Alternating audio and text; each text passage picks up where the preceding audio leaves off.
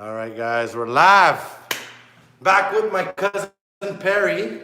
We made a great video and we talked about the effects of steroids because my cousin used to be on the juice, heavy juice. And we're actually talking about training through injury, gaining weight through medication. My cousin was up to, how much was the heaviest you got? On medication, 230. 230. And now you're down to 176. 176, and he has all this extra weight, and the years of abuse of steroids, heavy training has damaged his body. And we're conditioned to say, well, fight through it, train through it. And we think that makes us tougher, stronger. And some trainers have that approach. I personally don't. I don't believe in trying to fight for it or train through it. You got to listen to your body. And you gotta respect its limitations, its injuries. You gotta know when to take the breaks and the pause and the time to just listen. Yeah, go Perry. Well, that's one of the reasons you're injured probably now. Like I'm injured is I didn't listen to my body. I didn't take the proper rest times. I didn't follow a proper way of training. It was always like more ego training through the years. So you pay for it eventually. I'm 41 now. At 20, I probably would have recovered much faster. Basically, I have cervical disc problems in my neck. I have 2 herniations, and 7 months I've been battling with doctors, neurology, because it's affected my nerves and everything. And I was listening to the doctors, and you know, especially for nerve problems, they just want to push medications, and some of these meds they give it to you for nerve damage, but they're basically antidepressants. For real? Yeah, I didn't even know. They're like, oh, take this, it's gonna help with your nerves. Like, but what is it? Like, oh, it used to be an antidepressant, but now we prescribe it for migraines. And I go, wait, is it an antidepressant or not? He goes, well, yes, technically, yeah. I'm like, so it's gonna have the same side effects as an antidepressant. I'm like, I don't want it. He goes, yeah, but it's gonna help with the nerve problems. I'm like, if I have nerve problems, then can we go at the source and figure out what's wrong? And I didn't have these problems until I cracked my neck. I heard a crack in my neck. So luckily I found a good, and I was against chiros all my life. I was always skeptical about it, but I found a good one. And she's helped me in the last few, it's only been 4 weeks, 6 sessions. And let me tell you something, 7 months with neurology and stuff, no results. Chiro, bang, it's helped. And you question them, right? And I question them because I'm not a big fan of the cracking and stuff. But what I liked about her is she was the type to tell me, like, if you're not comfortable, we won't do that. Okay. And like, she's qualified. Like, if you go to one of these places and they're very new agey, stay away. New age, yeah. But like, she's like, she showed me her diplomas, where she studied, how long she studied. So do your due diligence as a patient also. Yeah. And back to the topic of training through injuries. If What do you think? Injured, yeah. Listen, at the beginning, you do what the doctors say. You stay off. I think if you're like I mean, in our 20s, it was like if we were injured, if we puked, if we felt like passing out, it means we got a good workout. I don't have that approach anymore with my clients. The objective is not for me to make you puke. It's not for me to make you pass out. I always tell other trainers that I train, number one thing is keep the clients safe. The idea is to keep them strong, keep them safe. That's the only way they're going to be able to sustain the training and come back as well. There's no point of you pushing them to a point where they can't. Why is CBD so popular? Because the painkillers. Guys, I took CBD because of all the hype. Right now, at this point, this whole CBD thing is hype. I took it, and I'm not the type to diss something if I didn't try it. I tried CBD. I remember I was always going to buy it, taking it for months, for 2-3 months straight. How did you feel? I'll be honest with you, it didn't do much for my nerve problems, and in a lot of cases it made it worse. Okay. So even my doctors, who here in Montreal, it's legal now also, right? Yeah. So everything's legal. So even the doctors here, they warn you, like, it helps, but a certain type of person it helps, not everybody, right? It could make you a lot worse sometimes. So don't forget, this is now a hype too. This whole CBD thing is being hyped up for a reason. There's stock market involved. There's a bunch of things involved, right? True. So be careful always with these things. And I've tried everything. 7 months, guys, I've been suffering. I was telling you before we went live, I feel like I aged overnight. I'm 41. About 7 months ago, I was training 5 days a week powerlifting. Yeah. I was 192, down to 176. I've atrophied. My neck got smaller because of my disc issues. And we have a thing, if we're moving, we think we can train. We'll work through it. Just because we're not in a wheelchair or we're not in a cast, good point. let me go work out. Take your time. And the older you are, take your time. Yeah, you Take see your guys, time. like, you know, a lot of people ask me, Nick, what are you gonna do when you're 65, 70? You're still gonna train clients? Yes, because I'll know a 60 and 70-year-old body. And what I mean by that, I'm 43, I'm still physically strong, I got a six-pack. Yeah, I've had concussions, broken ribs, knee problems here and there, my meniscus, but I've always Yes, managed. I do. I still have them, sorry. What's that? What do you ask? Do I still have the nerve problems? I'm like, yes, that's one of the last symptoms. Physically, I'm feeling better, but neurologically, I think also because I had it for so long, it became psychological to a certain extent because I'm always thinking about my neck and my issues. So that just makes it worse, right?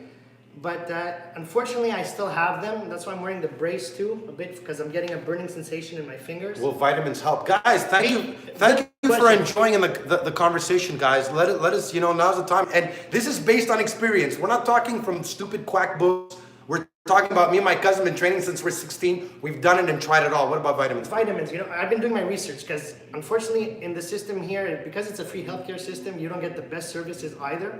So you try your best to become your own doctor. Yeah, good I point. researched some vitamins, and like again, I'm not into this new age to blah blah blah, but B6, B12 for nerve problems, L-carnitine, I Yeah, think, that's in BCAAs. yeah. That helps with nerve problems from what I read. Take a nice whey protein just to like reinforce your body. Not too much of it though. Yeah, not too much. I take those. I take magnesium and zinc. Magnesium relaxes the muscles. Zinc, also with the nerve problems, it helps the immune system a bit. And that's what I take right now. And they gave me this medication, right? They told me it was from my migraines because it caused migraines. Turns out it's an antidepressant. I tried to stop it. I was telling my cousin, and I'm getting withdrawals. What supplements do I take? I actually take a ginkgo biloba. That's for mental focus, calms me down, my nervous system, because I'm more hyper. It helps me with that. I take B12. What else do I take? I take B12. I take vitamin D, and that's it. Those are the three things I take. And again, Food, obviously. Yeah, and nutrition. like I try to like. I take them. I even question the whole vitamin and supplement industry. It is an sometimes. industry at the end. I'm not, you know. Now, if it's more of a mental thing, it helps me. Great. Doesn't really matter the power of the mind. If I'm thinking that placebo effect, if it helps me and it for whatever reason helps, then I'll take it. As long as it doesn't do me harm, well, you know, then. I just wanted to say something about the vitamins that you said. Yeah. It is an industry. Like sometimes people, I don't understand them because they say, well, you can't trust medical because it's an industry. What do you think the vitamin industry is? Same thing. It's the same thing, right? Same thing, I agree. Since we were kids, how many superfoods have existed? Yeah. 1 year it's a banana, next year it's the avocado, next year it's the kale, now it's this, Yeah. blah, blah, blah. At the end, you do what you try, your own. Yeah. You try, can't hurt you. Yeah, Some things can. Yeah, some like even natural products, if you take too much, can harm you. Of course. The idea that they're natural, I can take as much as I want, no, that's false. And if you're taking medication, some have interactions. Yeah, and you got to be careful what you're taking. It's always best to see. My rule of thumb is if you take like a vitamin, take it, see how your body reacts to it. At one point, I read the superfood book from David Wolfe. And I took all the goji berries and this, and then I took maca, right? Because it said maca is a superfood, it's gonna give me strength for training. Man, I took maca, stomach cramps, pains. Like, I mean, I went to the bathroom until it came out. And then I said, okay, let me just try it again. I tried a second day. I knew that my body just said, get it out of my system. And you gotta listen to your body, and that means take it. Don't eat nothing 2-3 hours before you take it.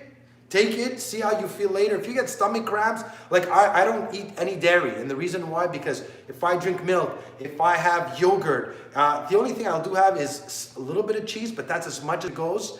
But like anything else, like if I have even Greek yogurt, I'm straight to the bathroom, I'm cramps. If I drink milk, my body tells me, get that shit out. And you gotta do it yourself that way. So like, since we're talking about injuries, what's important is inflammation, right? Some foods cause a lot of inflammation. I notice now that I'm injured, when I eat certain foods, everything swells up, right? So obviously take care of your nutrition, try to keep it, listen, I never used to care what I ate. I never kept track of anything. All of a sudden now, because of this thing, I'm lost myself into this thing. And because it's been 7 months. And I wasn't supposed to train today. And it's wrong, I did.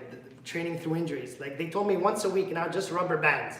And this is the second day. Right away, I felt stiff around my neck. And right away, problems. So you do gotta listen to your doctors. Yeah. As much as they don't know everything, there's certain guidelines you have to respect. Good point. Right? You are injured at the end of the day. You don't want to become crippled.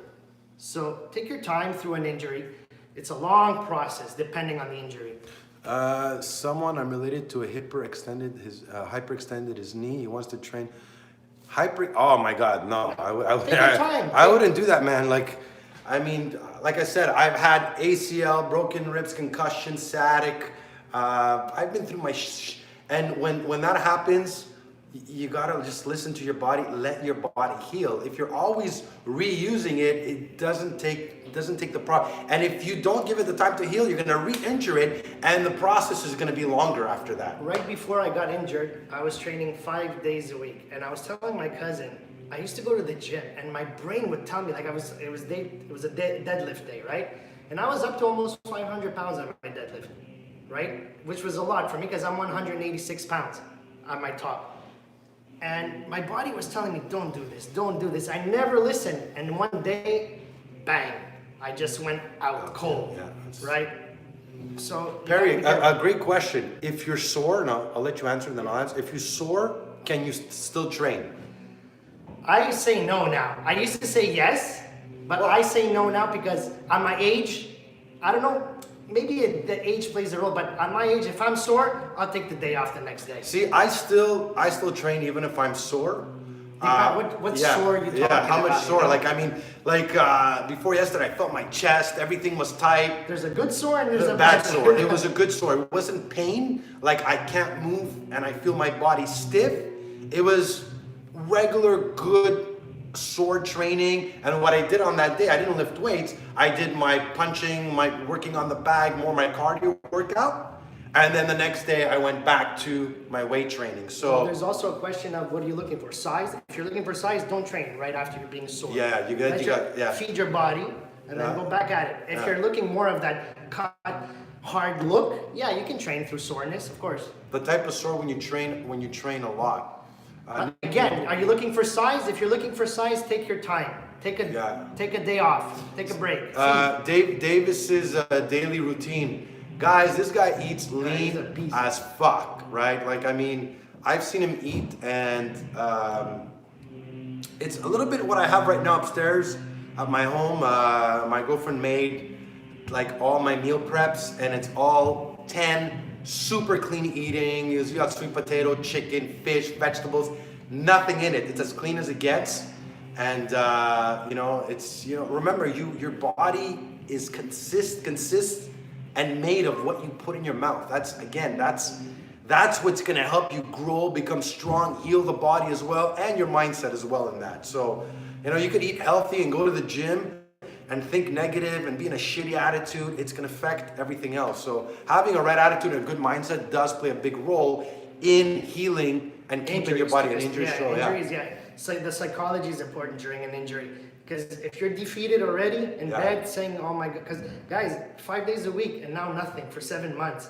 Trust me, it bothers me. I tell my wife at home, I'm like, I feel like a different person. Like the gym was an outlet for me. It helped with my anxiety, it helped with my depression. Now I don't have that. So it's been a big adjustment for me. And even though at 41, I didn't look the best, I didn't look like I used to when I was 20, still though, that outlet that I had was important to me, and I don't have it.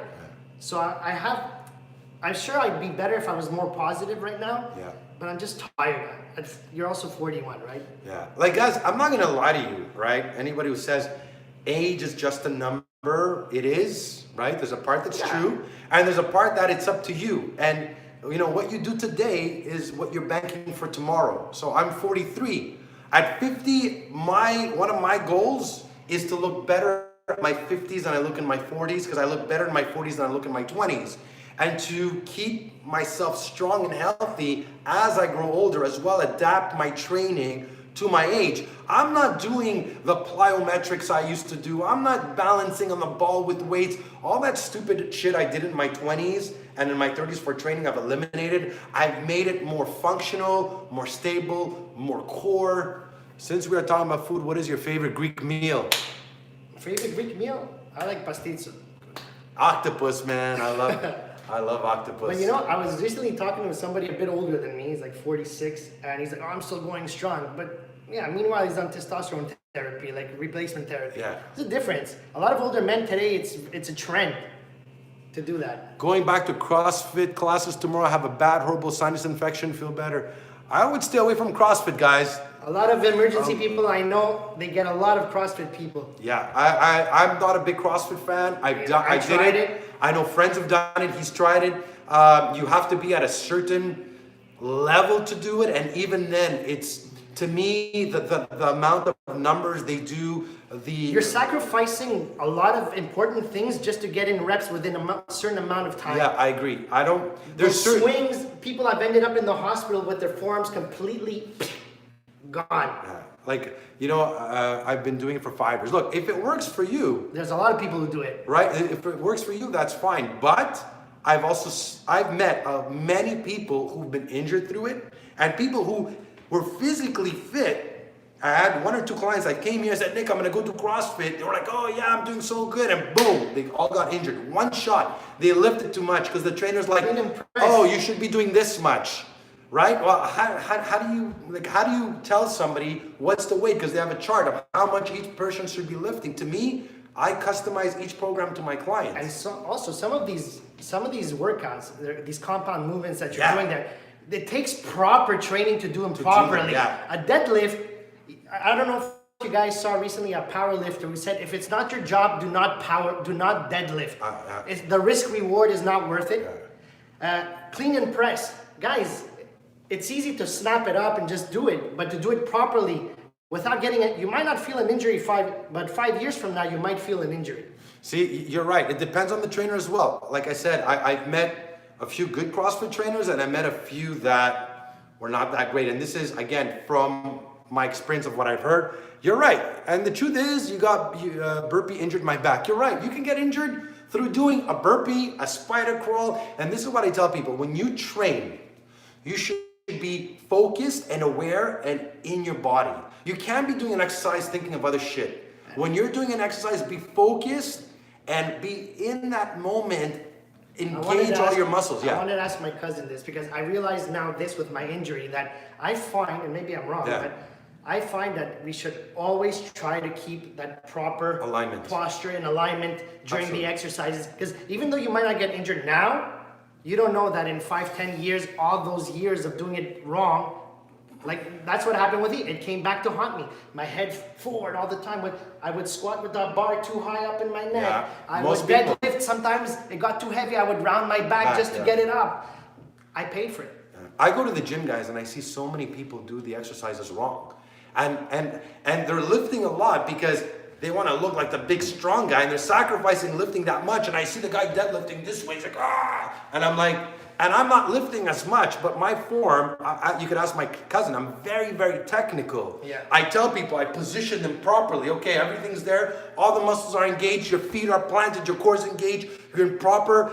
A great example, I had a guy one time come to my gym, and the heaviest I have is 60s. And he's like, oh, I can't train here. I bicep curl 40. I'm like, great, can you show me? And this is him, he's doing this. Right? So I put him on the wall, like this here. Proper alignment, knees bent. I gave him the weight. He couldn't lift a 25. He was like, because he couldn't lift. A lot of times when we're training when we're younger, because we want to lift heavy, we don't realize that we're recruiting other muscles and then we're disregarding other muscles. And that's when you pay for the injury later on. The body will start compensating the wrong muscles so you can do that exercise. You see, my problem, because of always the heavy chest, heavy shoulders, I was leaning forward, right? So back here, the trap area, the inner traps on the bottom were very weak. So my posture got horrible over the years. And I trained pretty good. But still, after a while, heavy weights, you're going to cheat eventually, right? That's true. Especially when you reach high numbers and you want to push out the rep and everything. but you'll pay for it, believe me. And that's why, guys, I like bringing my cousin, because when it comes to training, again, we've been training. Not much to look at now, but trust me, I used to be. We've been training since we're 16. We've never stopped, and we've done all the types of training. And you're still going. I'm still going, and I think I'm going because I've kept my workouts more or less the same. Now I'm actually working much more on functional training, and that's what I'm gonna try to get my cousin into now. Well, as soon as I'm able to train, I'm training with my cousin because, like an idiot, I decided to do powerlifting at 40. Yeah. Instead of 20, that's when you should do it.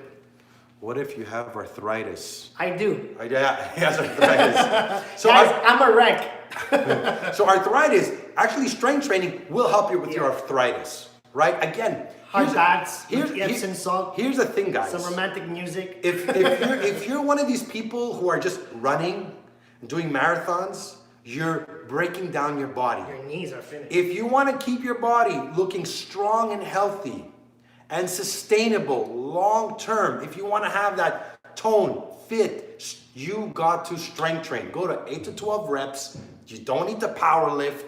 You don't need to like go super heavy. Keep it 8 to 12, maybe 15. Even with cables, it doesn't have to be with the weights. It could be with the cables or with the machine.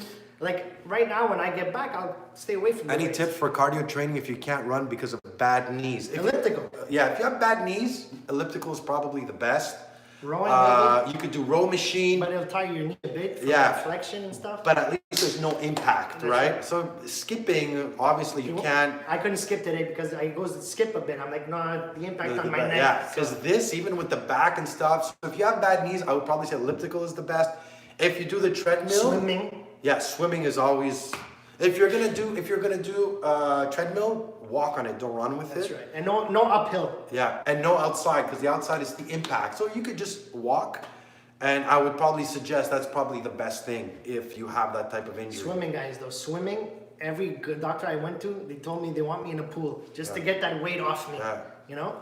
And guys, work your core. I've been saying this. You can ask my cousin. People used to make fun of me at the gym years ago. 15, 20 years ago when I used to train, I used to do core training, on the ball, stability. People used to like, oh, are you planning to join the circus? Your spine a lot. People used to make fun of me because nobody was training functional back then.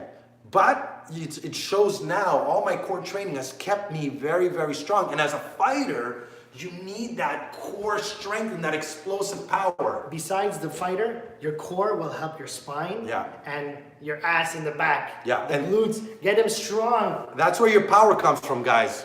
What are good core exercises? The most basic, obviously, is a plank, side plank, but here's my rule of thumb for core.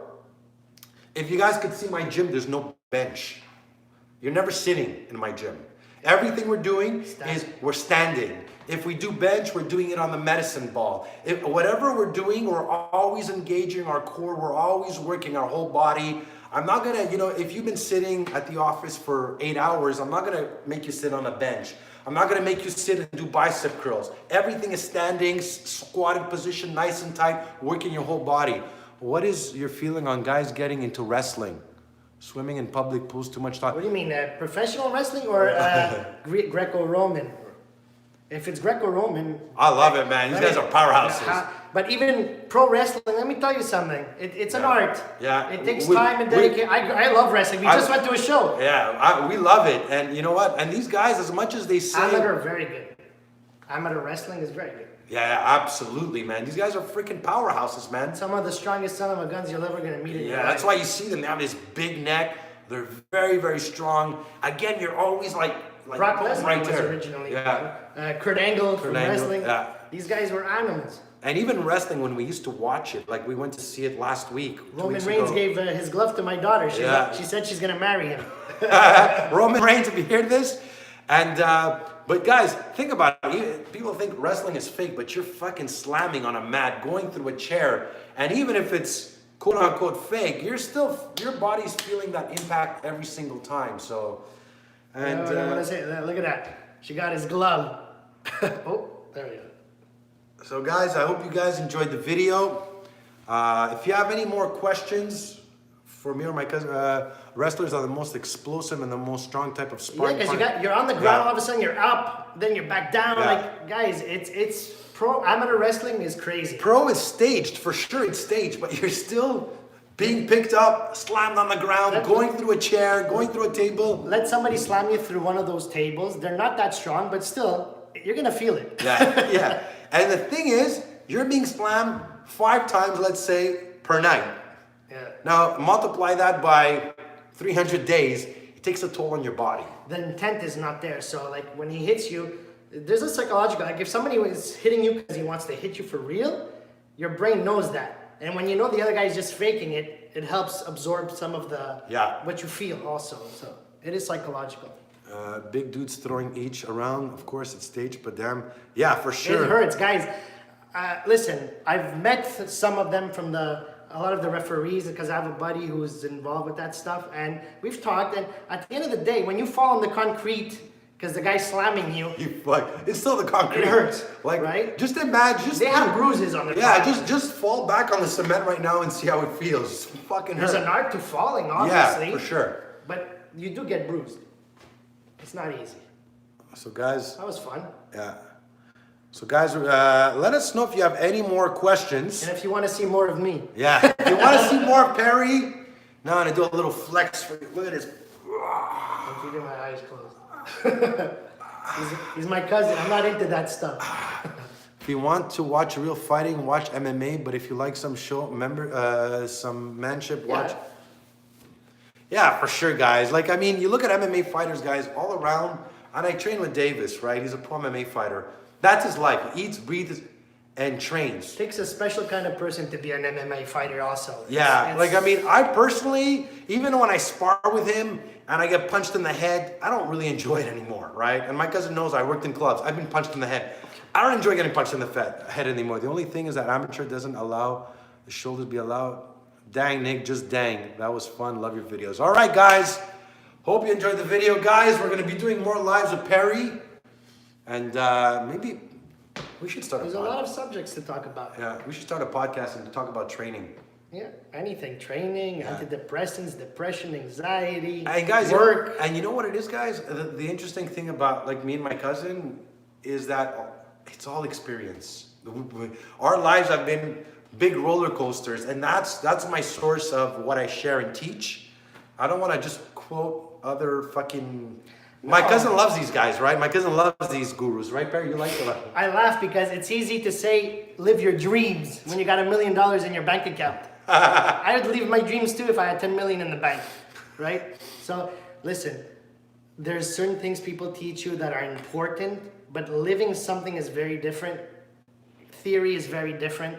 Yeah. And when I talk about depression training, it's because I've been through doctors, I've been through medications, I've been through a lot of things in my life, and I talk from what's worked for me. Listen, it could not work for you, but I'm saying this worked for me. So if you want to try that out, at least you know it's not some guy sitting on the stage telling you, you can do this. Yeah, it's a good point. That's again, that's what, like, I mean, when I talk about fitness and I believe in leading by example, when I talk about Barry's wise, Jackie Chan, when I talk about fitness, not so wise. When I talk about fitness, I lead by example. I don't smoke. I don't do drugs.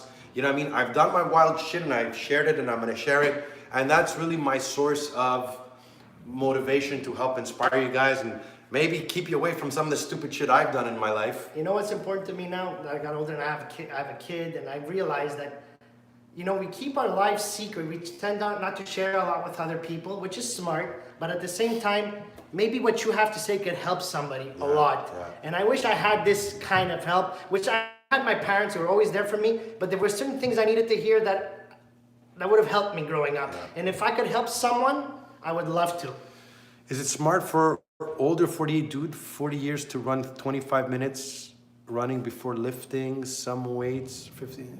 Sure, but you'll be tired after for the lifting. I suggest doing your cardio after. I would say lift your weights first. Yeah. And then do your running, right? So because you're gonna be exhausted, or not exhausted, but you won't have as much energy. Keep your energy. So if you want to go on the treadmill and the bike, 2 to 5 minutes to warm up, do your strength training, and then do 20 minutes of cardio at the end. That if you feel like exhausting yourself, you can decide how far or how much you want to push in terms of your cardio. But if you do it before, you won't have as much energy, or you will, but obviously I'd rather keep the strength training where I need it and the cardio after, where if I want to go all the way till exhaustion, I could. And to go back to the subject of the video, the injuries. Guys, if you're injured, seriously injured, take your time. Don't rush. Go to your doctors. As much as some of them are quacks, listen to them with a grain of salt, some of them. Yeah. Some of them take seriously because they know what they're talking about. Pick and choose what's good for you. Because at the end of the day, we're all trying our best here. Yeah, right? and go get a few opinions. Yeah, get Don't a just second go to one. opinion. Whatever they tell you, go get 2-3 opinions. The hospitals here told me there was nothing wrong with me. I had to go to Greece, get an MRI where they told me I have herniated discs. If I didn't go for that second opinion, I wouldn't have known. That's a good point. Strength first and cardio, yes. Tai Chi. Look, man, Tai Chi can't hurt. If you could do it, I mean, it's maybe you do a long podcast, like live stream 3 or 4 people talking about street fights and training and such. For sure, you know what I mean. Like I would love, you know, maybe I'll just do it like this live one day and get a couple of people and talk about self-defense and fitness. And to me, it's like I've said in my other videos, your strength training is your engine, right? But you call a guy with 3 nipples. I don't know. What? You guys, do you think I should train tomorrow? I'm freaking sore. Fucking train, Pietro. If you're saying freaking sore, I say no. Yeah. If you're doubting it already, right. don't do it. Pietro, how old are you? How old are you? How sore are you? And what are you gonna do? Peculiar. Good one. Training through injuries, herniated disc in upper spine, not a good idea. I agree. No. That's what I'm doing. I'm just doing rubber bands now because it's been 7 months, right? So I just got the okay last week to use rubber bands. No weights, no nothing. And as soon as I feel tension, I stop. I don't know, man. This is the internet. Okay, listen. If you're sore and you're thinking about it already, advice: stay home. Or like what I tell people, if you're really sore, you can, let's say you're into the fighting. I can tell you I do boxing. If I'm really sore, maybe I'll just do 6 rounds of shadow boxing, of movement, where I'm just gonna move the body without pushing it. What do you call it? Bodybuilding in a church? This guy's a comedian or what? What do you call bodybuilding in a church? I don't know. Body church? I don't know. Hey, the Brazilian guy from before, whatever. I think it was Brazilian. Yeah, Pietro. Pietro, listen. If your body is already telling you, please don't train. Muscle mass. All right, guys, we're out. Go. Yeah. Thanks for watching, guys. Stay safe.